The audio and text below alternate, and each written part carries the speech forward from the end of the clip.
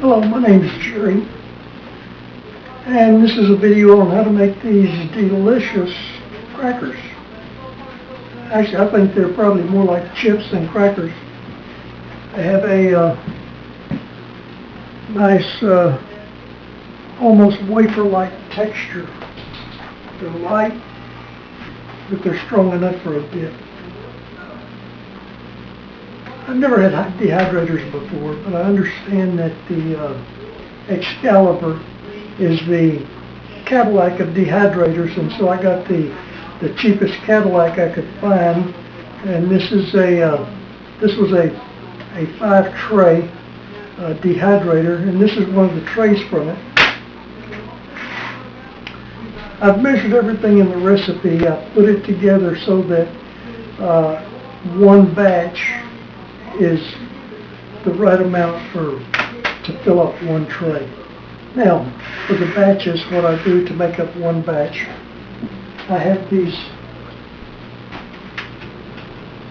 I'm sure you've probably seen these at the stores. These are what kids use to put sandwiches in, and it just so happens that they are just the right size for soaking the seeds for one batch.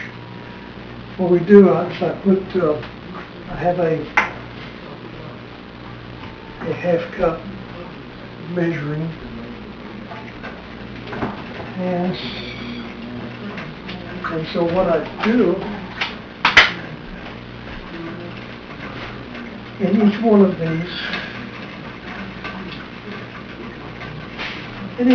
these, I put 1/2 cup of seeds in each one, and then I'll put in 3 half cups, or 1.5 cups of water in each one.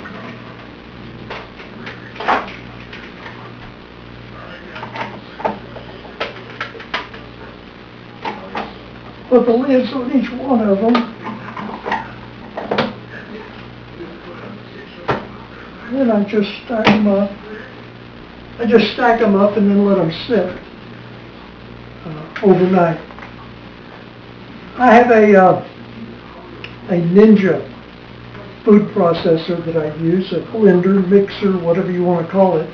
It happened to be what was on sale at Walmart, and it works very good. Very good. It has a real strong motor in it. Of course, all the safety features, and I make protein drinks and all that stuff with it as well. But it works very well with these making these crackers.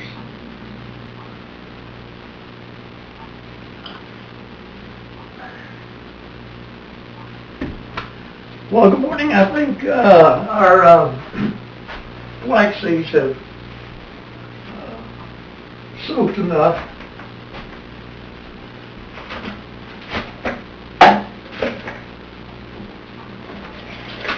So we can start our processing.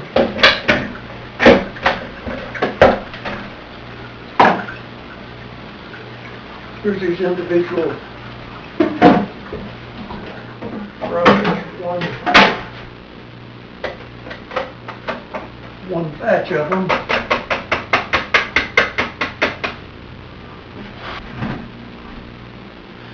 Yeah, I'll cut out some of this processing, so listening to all of this.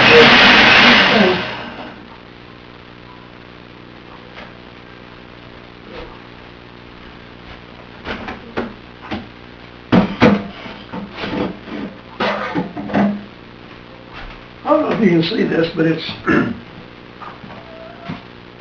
like oatmeal with some seeds in it.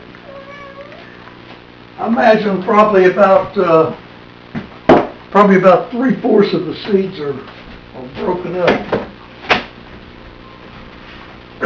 Now we have to add what we're going to add.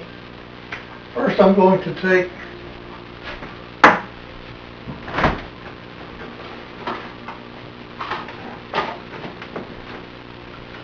I'm going to take a 1/2 stick of butter.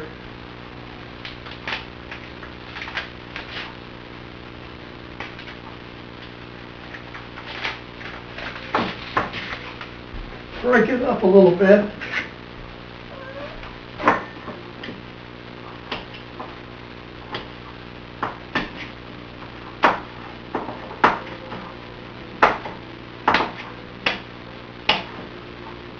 Now I'm going to take this half a stick of butter and put it in the microwave for about 30 seconds.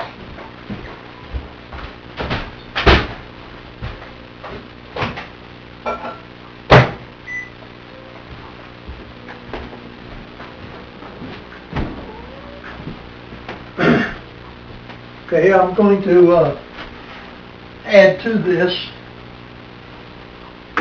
First, I'm going to add 2 tablespoons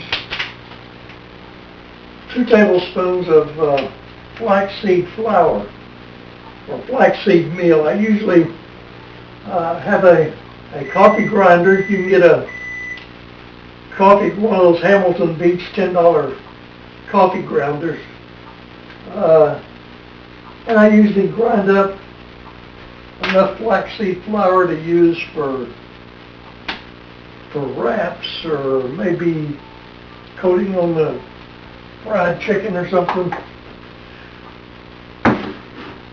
And I usually grind up enough to use for 2 or 3 days. That way the flaxseed stays pretty fresh. Now this here's almond flour. I'm going to put 2 tablespoons, 2 generous tablespoons of almond flour in it. This gives it kind of a nice kind of sweet taste to it. And we're going to add 1 tablespoon of onion powder simply because things taste better with onion powder in them. Now we're going to take 1 teaspoon of yeast.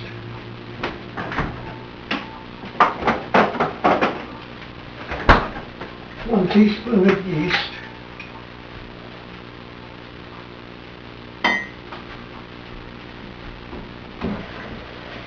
And to that 1 teaspoon of yeast, we're going to add 1/2 cup of warm water, to begin this process. There's nothing in the mixture for yeast to react with, and so the first thing we'll do, we'll put in half cup of warm water and yeast. We'll let that sit for a couple of minutes. Let me go back and get that cup of butter I was melting.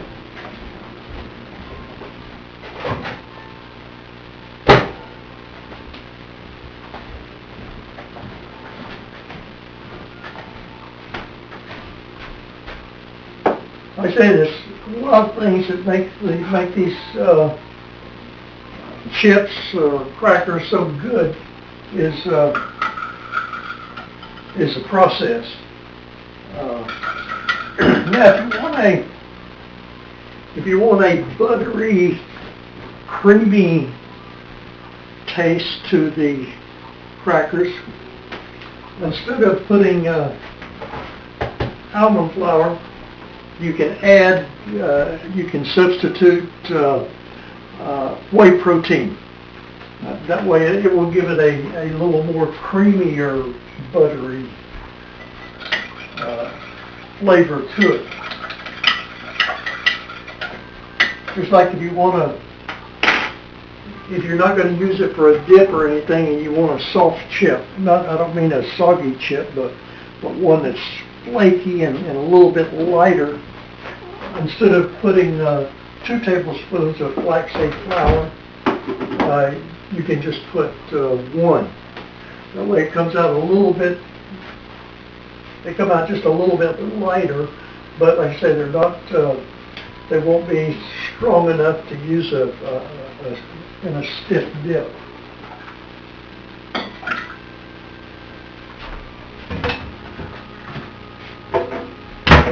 Like I said, since there's nothing in here to react with this, with the yeast, to make all of those bubbles in the space and give these chips air to make it kind of like a wafer type, we're going to add 1 generous teaspoon of sugar to the yeast. That way the yeast will have something to react to. Now, if Emerald was doing this, he would say, put it up to your ear and listen to everything, get happy. Well, you put it up to your ear and you can't hear a noise, but if you put an empty cup up to your ear, you'll hear the same noise. So,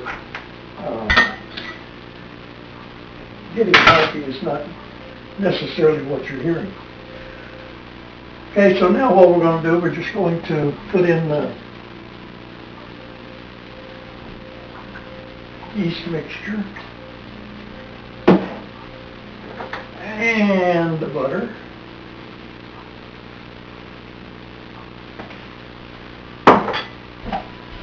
And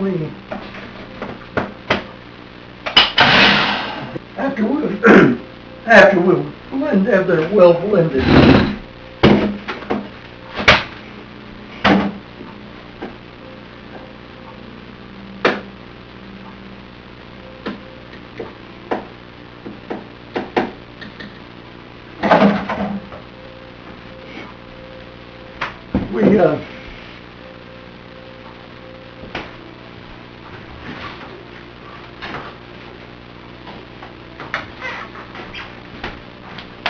we take our spikes above, and since we've measured this, so it's just one batch, we know how much it's going to all fit, so we don't have to be careful about how much we put in because we just dump the whole thing.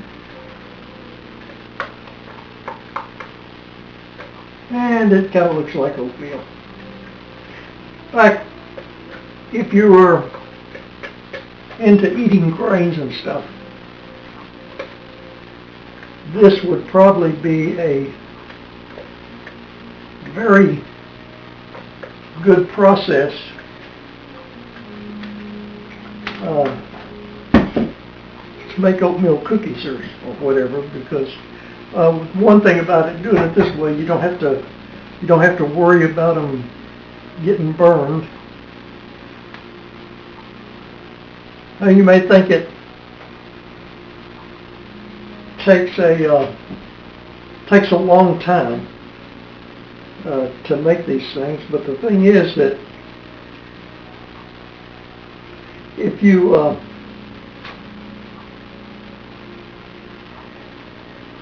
you should still have some crackers left over from the last time you made it, so you don't run out. Now, your kids, once your kids taste these things,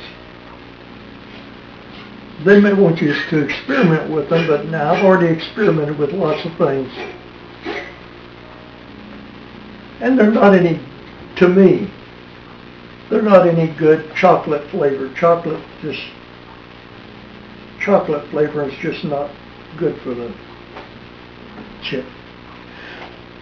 Anyway, okay, we get it all spread out. Now's the time to put any flavoring on it that you want.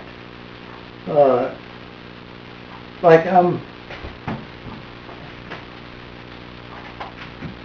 have taken some ranch dressing powder and put in one of the old shakers. I think there was powdered onion shakers. And second, go ahead and put it on the, slip the tray under it.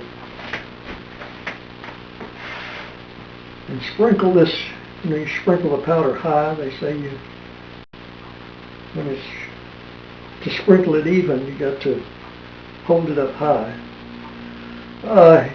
Sprinkle ranch dressing. This is ranch dressing powder. And Kraft puts it out, Hidden Valley puts it out. Ranch dressing powder. Now,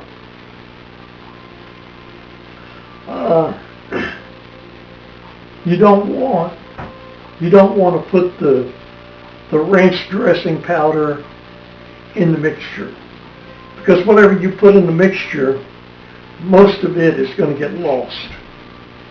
For example, someone would be eating a Big Mac and they would say, and along with some potato chips, and they would say, boy, these chips sure are salty, when they don't realize that bun that they're eating has more salt in it than the chips do.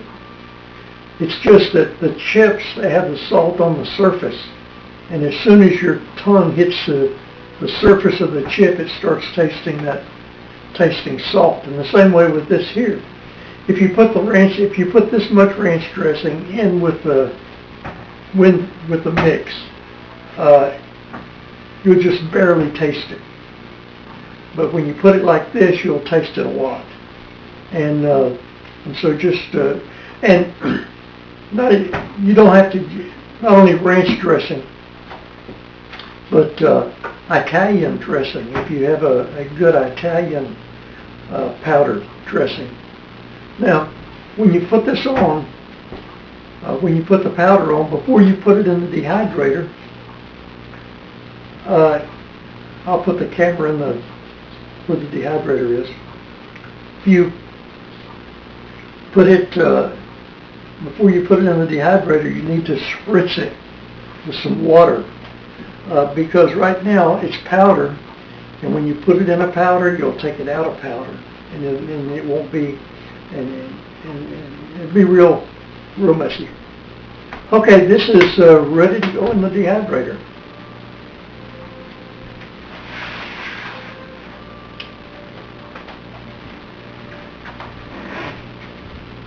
Well, here we are in the dehydrator room. I guess there's got the dehydrator and the seed sprouter, and we got all these in here because there's not enough room in the kitchen. This was the ranch dressing, one of the ranch dressing, and we just took the bottle and spritzed it and put it in the dehydrator and cover, and it's turned up to 150 degrees. Okay, it's been about 9 hours since we started it going to 7 this morning. And so now what I'm going to do, I'm going to take it out and I'm going to score it. Maybe, so we've got about 6 by 6 squares. Just take it out and just slide it off the tray. And you can see how, I don't know if you can see, but it's kind of puffed up.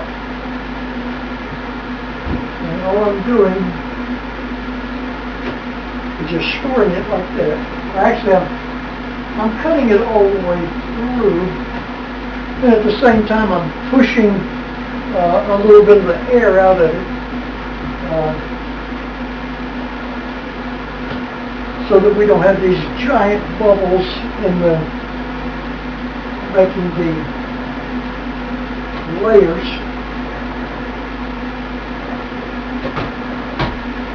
Then I cut it this way now. I'll turn it and cut it kind of crossways.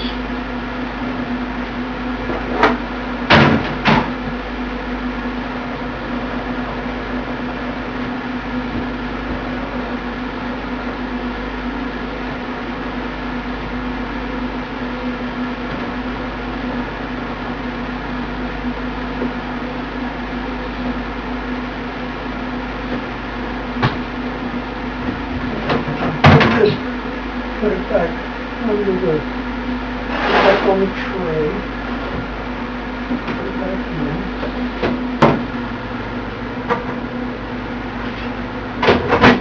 Now I'm going to come out again and I don't know, maybe about 6 hours or so, and I'm going to turn them over and take the sheets off of it.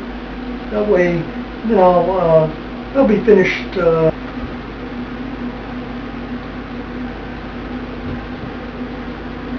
Okay, I'm back, and right now it's about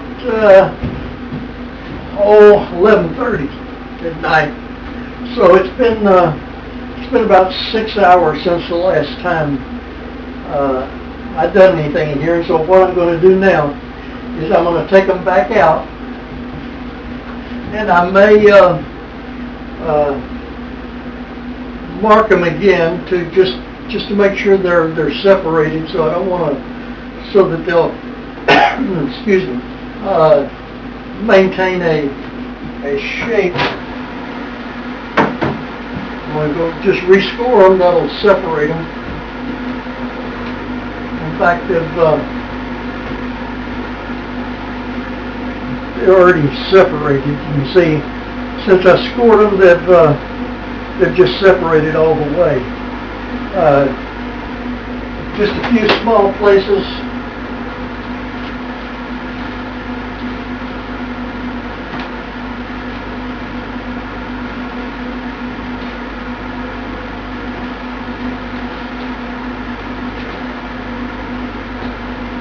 Now what I'm going to do, I'm going to turn them over and take the sheet off and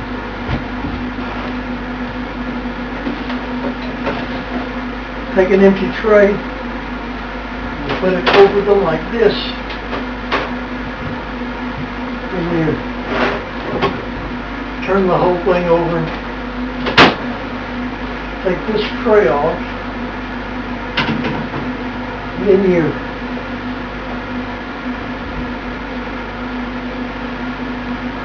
just peel the paper off like this.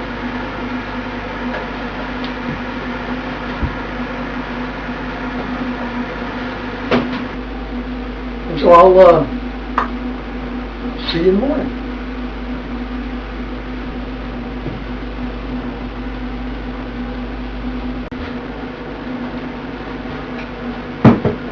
Well, good morning. Here it is, a Friday morning, and it's about time to take them out. I went and collected some containers to put them in.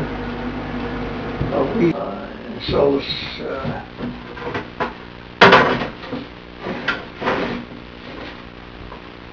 you can see they're kind of uniform in size. You can stack them easily for storing them, for storage, or if you're going to make kind of a dessert, or if you put like stack them, you layer them with. If you're a yogurt fan, if you like yogurt, layer them with yogurt. Stick them back in the refrigerator in about overnight, or say 8 or 10 hours, whatever. Take them out, and when you eat them, the crackers will kind of take on the texture of pie crust by themselves as well. Like I said, they have a good taste. I think they will. Everybody who's tasted them, to my knowledge, likes them. And the main thing is they're wheat-free. That's to me, that's the main thing. Is they're good for you. Thank you very much. My name's Jerry, and we'll see you later on some other video. Thank you.